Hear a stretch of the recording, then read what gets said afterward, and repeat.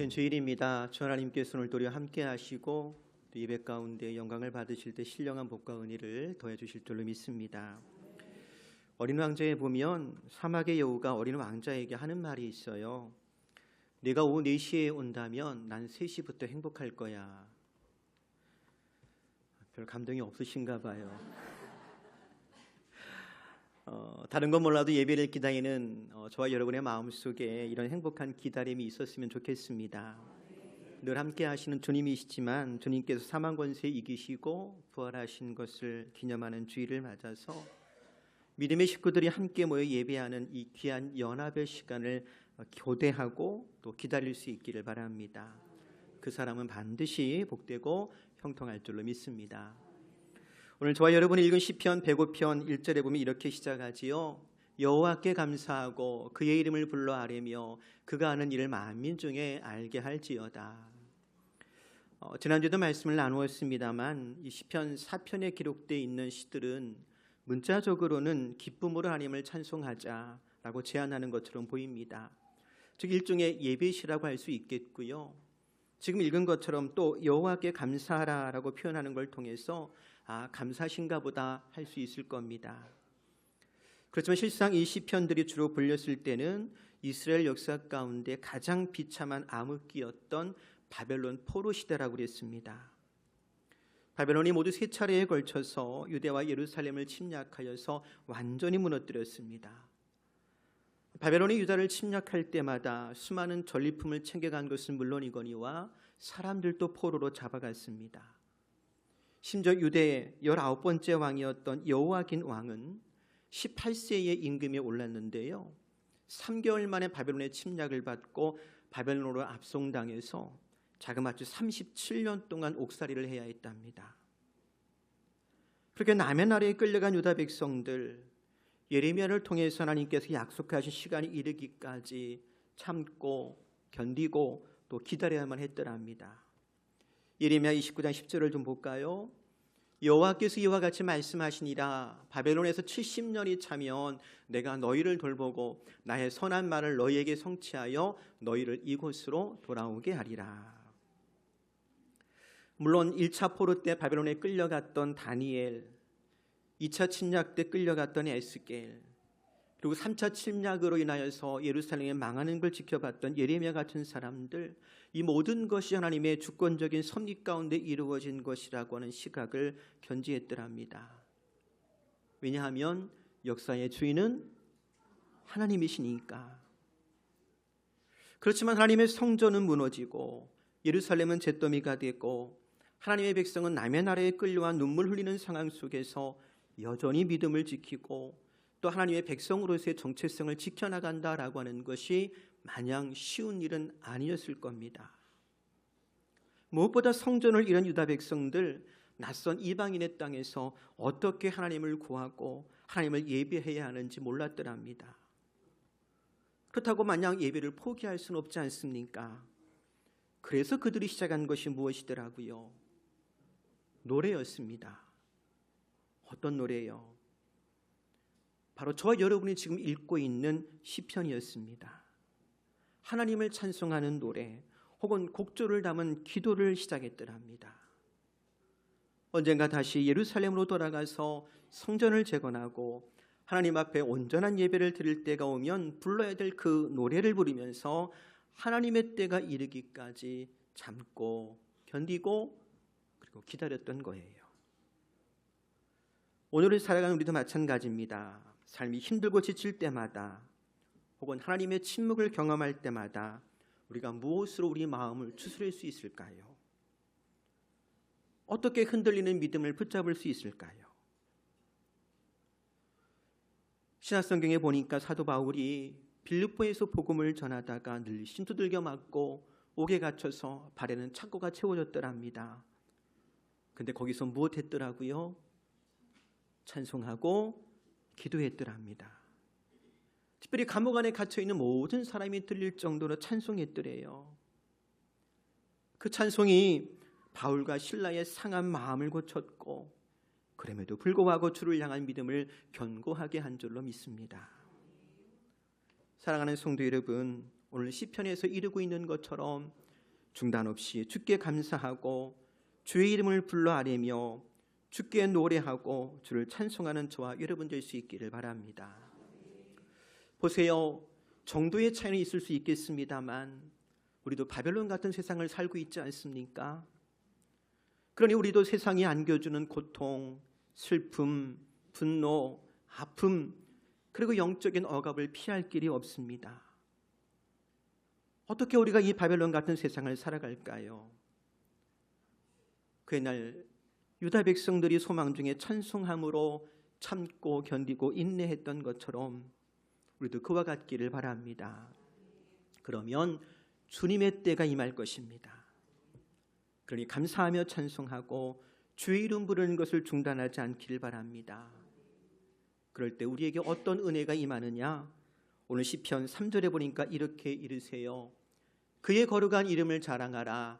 여호와를 구하는 자들은 마음이 즐거울지로다. 주 예수의 이름을 찬송할 때 우리에게 허락하시는 특별한 은혜가 임할 줄로 믿습니다. 그래서 한번 우리 같이 찬송해 볼까요? 괴로울 때 주님의 얼굴 보라. 같이 불러봅니다. 반주해 줄 거예요?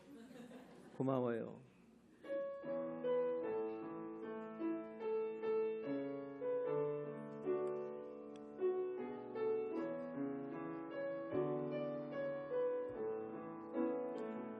괴로울 때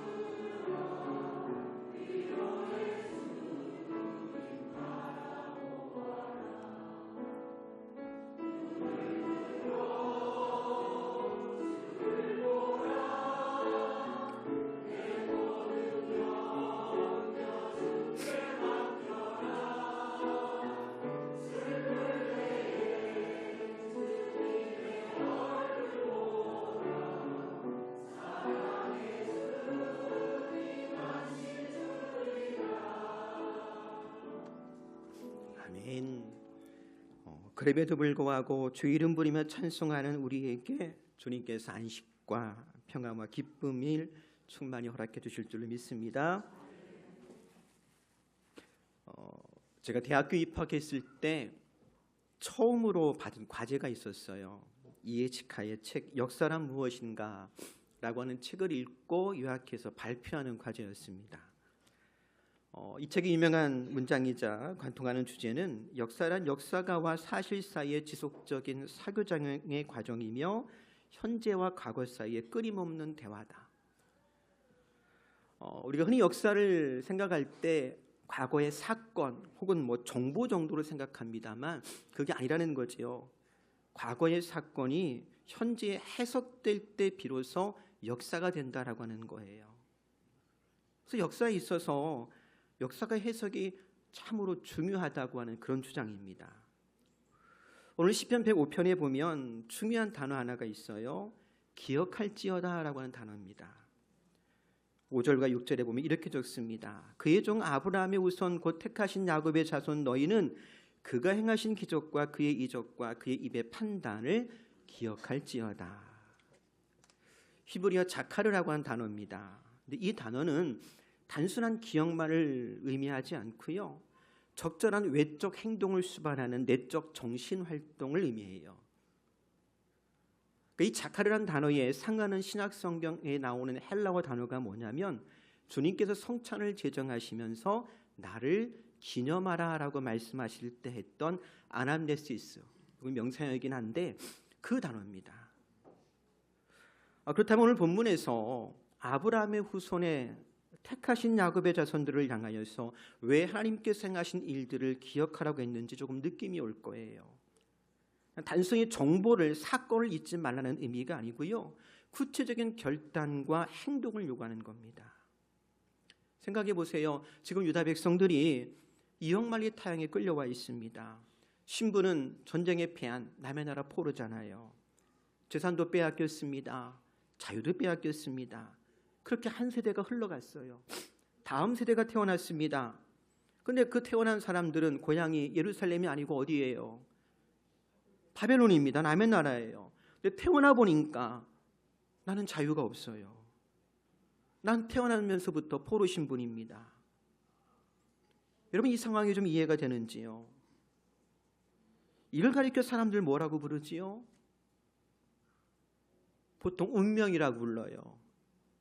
다른 표현으로 하면 팔자예요. 거대한 그리고 비참한 운명 앞에 놓여 있는 거예요. 태어나자마자. 그리고 그 어린 자녀를 앞에 두고 부모가 할 수 있는 말이 뭐가 있었을까요? 아마 두 가지일 겁니다. 하나는 자녀에게 너 운명에 순응하고 살아라. 태어난 대로 살아라. 세상이 원하는 대로 살아라. 모난 돌이 정 맞는 거다. 그러니 고개 바짝 숙이고 살아라. 그렇게 말할 수 있겠지요. 반면에 이렇게도 말할 수 있었을 겁니다. 얘야, 비록 지금은 자유를 빼앗기고 억압을 당하고 힘이 없고 밟으면 밟힐 것 같은 연약한 존재지만 너는 본래 하나님의 사람 아브라함의 후손이요, 너의 뿌리는 하나님이요, 네가 약속의 백성이라고 하는 것을 결코 잊으면 안 된다. 이렇게도 말할 수 있었을 거예요. 그리고 유다 백성들은 어느 쪽을 선택했을까요? 전자일까요? 후자일까요? 물론 모든 유다 백성이 후자를 선택한 것은 아닐 겁니다. 만약 그랬다면 70년이 지나고 바벨론을 멸망시킨 바사왕 고레스가 예루살렘으로 돌아가도 좋다라고 하는 칙령을 내렸을 때 바벨론에 살고 있던 유대인들이 다 돌아와야 되겠지요. 근데 정작 돌아온 숫자는요, 채 10분의 1도 안 되었더랍니다. 하지만 오늘 본문에 이른 것처럼 내가 아브라함의 후손이요, 하나님의 백성이요, 하나님의 언약 안에 있다라고 하는 것을 잊지 않고 기억했던 사람들, 자신의 뿌리를 찾고 올라갔더니 그 위에 야곱이 있고 이삭이 있고 아브라함이 있고 그 위에는 하나님이 계시다라고 하는 것을 발견한 사람들은 하나님의 때에 예루살렘으로 돌아와서 성전을 재건하고 예루살렘의 영광을 재현한 그 역사에 참여한 줄로 믿습니다. 보세요. 9절과 10절에 보니까 믿음의 조상들의 이름을 부르고 있어요. 이것은 아브라함과 맺은 언약이고 이삭에게 하신 맹세이며 야곱에게 세우신 율례 곧 이스라엘에게 하신 영원한 언약이라. 사랑하는 성도 여러분, 한번 바벨론에 끌려갔던 유대인들의 처지에서 한번 그 기억을 되새겨 보기 바랍니다. 아브라함이 누굽니까? 그는 본래 갈대에 우리에 살던 이름 없는 나그네였어요. 노년에 이르도록 품에 안을 자식 하나 없어서 자기가 소유한 모든 것들을 집에서 길러온 노예에게 물려줘야 했던 그런 인생이었습니다. 그냥 쓸쓸히 저물어가는 초라한 인생이었어요. 그런데 오늘 하나님께서 그 고요한 절망 속에 그를 찾아오셨더랍니다. 그를 택하여 약속의 땅 가나안으로 등을 떠미는 거예요. 아브라함은 어디로 가는지 그 끝에 무엇이 있는지 알지 못했습니다. 그러나 주의 약속이라고 하는 희미한 불빛 하나 의지해서 길을 떠났고 마침내 가나안에 이르렀을 때 그는 이름 없는 노인에서 믿음의 조상이자 열국의 아버지가 된 줄로 믿습니다. 천하만국이 그를 통해 복을 받게 되었습니다. 흥미로운 것은 지금 유다 백성들이 포로로 끌려와 눈물 흘리는 그 바벨론이 바로 그들의 조상 아브라함이 본래 살던 곳이고 떠나온 고향이라는 거예요. 그래서 그 역사를 가슴에 품은 사람, 하나님의 일하심을 기억하는 사람은 이 역사 속에서 소망을 발견하는 겁니다. 아브라함을 불러 가나안으로 이끄셨던 하나님께서 이제 약속의 때가 되면 우리를 다시 그 젖과 꿀이 흐르는 가나안 땅으로 인도하실 것이라고 하는 그 떨리는 기대와 소망을 잃어버리지 않는 거예요. 또 다른 이름 야곱을 기억해 보십시오. 그는 둘째로 태어난 사람입니다. 다른 말로 표현하면 항상 누군가의 뒤에 서야만 하는 운명의 소유자였어요. 하지만 그는 자신에게 지어준 굴레를 거부하고 혀를 다실 집을 떠납니다. 외손촌 집에서 얹혀 살듯 때론 머슴처럼 혹은 소작인처럼 고된 세월을 보냈지만 하나님은 그를 지독하게도 사랑하셨더랍니다. 그 신실한 사랑과 은혜가 야곱으로 하여금 그 험한 세월의 파도를 견디게 했고 마침내 거부가 되어서 가나안으로 당당하게 이끄셨더랍니다. 이스라엘 12지파는 그렇게 야곱의 인내 속에서 움튼 거예요. 오늘 사는 우리도 마찬가지입니다. 우리를 애워싼 열악한 환경을 이겨낼 힘은 하나님의 지독한 사랑과 은혜로 이루어진 거룩한 역사에서 시작되는 줄로 믿습니다. 그래서 묻고 싶습니다. 여러분, 여러분의 신앙의 뿌리는 어디에 맞닿아 있습니까? 생각해보니 나를 위해 기도하시는 어머니의 눈물이 있었네요. 혹은 순교의 피를 흘리신 할아버지의 믿음이 있었네요 라고 답할 수 있을 거예요. 참으로 귀하고 복된 고백입니다. 하지만 여러분, 우리 믿음의 뿌리는 더 깊은 곳에 있습니다. 우리 손에 들려진 성경 속 하나님의 거대한 역사 속에 우리의 믿음이 뿌리 내린 줄로 믿습니다. 로마서 4장 16절 보니까 우리에게 이렇게 말씀하세요. 그러므로 상속자가 되는 그것이 은혜에 속하기 위하여 믿음으로 되나니 이는 그 약속을 그 모든 후손에게 굳게 하려 하심이라. 율법에 속한 자에게뿐 아니라 아브라함의 믿음에 속한 자에게도 그러하니 아브라함은 우리 모든 사람의 조상이라. 즉 그리스도 예수 안에서 하나님을 믿는 우리에게 아브라함과 이삭과 야곱의 발자취는 그저 남의 이야기가 아니라 우리의 역사이고 나의 뿌리가 되는 겁니다. 사랑하는 성도 여러분, 이 거룩한 기억을 잊지 마십시오. 아브라함과 야곱을 빚어내신 하나님께서 오늘 우리를 통해서도 그 언약의 신실하심을 증명하실 겁니다. 또 독생자를 내어주시기까지 나를 사랑하신 하나님의 그 지독한 사랑과 은혜가 세상에서 정해진 운명을 거부하고 하나님의 의를 이루는 인생 되게 하실 줄로 믿습니다. 지금은 비록 억울한 일을 당하고 밟으면 밟힐 것 같은 연약한 존재로 보일지 몰라요. 거대한 세상 앞에서 한없이 보잘것없고 운명 앞에 무기력해 보일 수도 있을 겁니다. 그러나 잊지 마십시오. 우리는 본래 하나님의 사람 아브라함의 후손이며 신실한 하나님의 언약을 몸에 새긴 사람들입니다. 회복하시고 온전케 하시는 전능자의 손길을 기대하는 저와 여러분 될 수 있기를 바랍니다. 시편 105편 15절 보면 하나님께서 우리를 감싸 안으시면서 이렇게 선언하십니다. 내가 몸소 뽑은 이들에게 손 하나 까딱도 하지 말아라. 나의 뜻을 전하는 저 이들을 절대로 건드리지 말아라. 로마서 8장 31절은 이 말씀에 화답하듯 또한 우리에게 말씀해 주세요. 같이 읽어볼까요? 하나님이 우리를 위하시면 누가 우리를 대적하리요. 세상에 강요하는 운명에 순응하지 마십시오. 환경과 형편에 마음의 목을 매지 마십시오. 하나님께서 나와 함께 하신다고 하는 그 담대한 믿음으로 오늘 일하고 하는 광야를 당당히 걸어가는 저와 여러분 될 수 있기를 주의 이름으로 축복합니다. 이제 말씀 정리합니다. 비록 바벨론 같은 세상을 살면서도 이 세상을 이기는 저와 여러분 되기를 바랍니다. 찬송을 잊지 마십시오. 찬송의 능력을 10분 활용할 수 있기를 바랍니다. 힘들고 어려울 때마다 찬송하며 주님 주시는 기쁨을 얻게 될 줄로 믿습니다. 또 비록 지금 우리는 약한 것 같지만 결국 믿음이 이깁니다. 우리의 반석이신 예수 그리스도 하나님께 뿌리 내린 우리입니다. 그러니 세상의 상식이 아니라 환경과 형편대로가 아니라 우리 구주 예수 그리스도를 믿는 믿음으로 살아가는 저와 여러분 되기를 주의 이름으로 축복합니다. 우리 기도하겠습니다.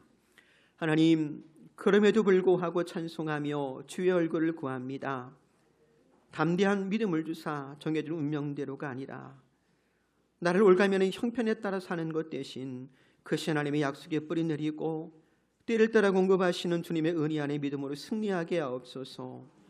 우리의 상한 심령도 연약한 육신의 질병도 우리를 둘러싼 불합리한 문제들도 그리스도 예수 안에서 회복되고 형통케 하실 줄로 믿습니다.